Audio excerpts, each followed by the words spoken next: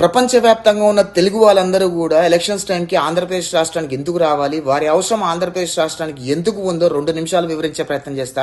ఈ వీడియో ప్రతి ఒక్క తెలుగు వాడికి షేర్ చేసే ప్రయత్నం చేయండి. ఇప్పుడున్న ఆంధ్రప్రదేశ్ రాష్ట్ర పరిస్థితి ఎంత దారుణంగా ఉందో మీ అందరికి తెలిసిన విషయమే. 2019 ఎలక్షన్స్లో జగన్మోహన్ రెడ్డి గారు ముఖ్యమంత్రి అయిన తర్వాత ఆంధ్రప్రదేశ్ రాష్ట్రాన్ని ఏ రకంగా సమూలంగా సర్వనాశనం చేశాడో కూడా మీకు తెలిసిన విషయమే. జగన్ రెడ్డి ముఖ్యమంత్రి అయిన తర్వాత ఆంధ్రప్రదేశ్ రాష్ట్రంలో వనరులు ఏ రకంగా కొల్లగొడుతున్నారు, రాష్ట్ర ఖజానాన్ని ఏ రకంగా దోచుకున్నారు, రాష్ట్రాన్ని ఏ రకంగా అప్పులుబులకు నెట్టేశారు, రాష్ట్రంలో ఉన్న పెట్టుబడిదారులు లేక తన్ని తరిమేశారో మీ అందరికీ తెలిసిన విషయం. ఇది నగ్న సత్యాలే.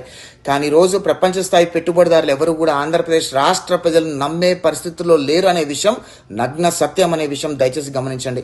ఎందుకంటే ఆంధ్రప్రదేశ్ రాష్ట్ర ప్రజలందరూ కూడా జగన్మోహన్ రెడ్డి గారి గురించి తెలుసు, ఆయన అవినీతి ఆరోపణల గురించి తెలుసు, ఆయన నేర చరిత్ర గురించి తెలిసి కూడా ఆంధ్రప్రదేశ్ రాష్ట్ర ప్రజలు ఏ రకంగా 2019లో ఆయన ముఖ్యమంత్రిగా చేసుకున్నారనే విషయం పట్ల ప్రపంచ స్థాయి పెట్టుబడిదారులు అందరూ ఆలోచిస్తున్నారు.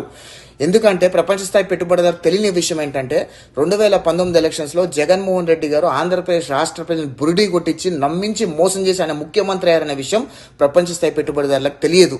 కానీ ఈరోజు ప్రపంచ స్థాయి పెట్టుబడిదారులందరూ ఆంధ్రప్రదేశ్ రాష్ట్రంలో పెట్టుబడులు పెట్టాలంటే భయపడిపోతున్నారు.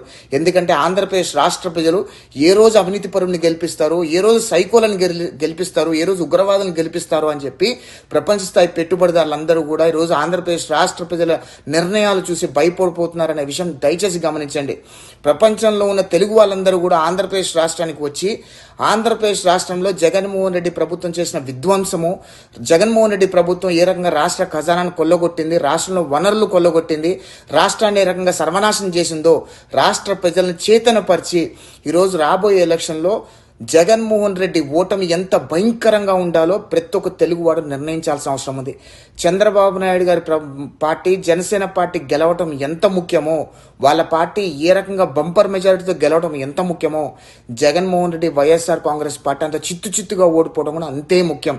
తద్వారానే ప్రపంచ స్థాయి పెట్టుబడిదారులు అందరూ నమ్ముతారు 2019 ఎలక్షన్స్లో ప్రజలు మోసపోయారని నమ్ముతారు.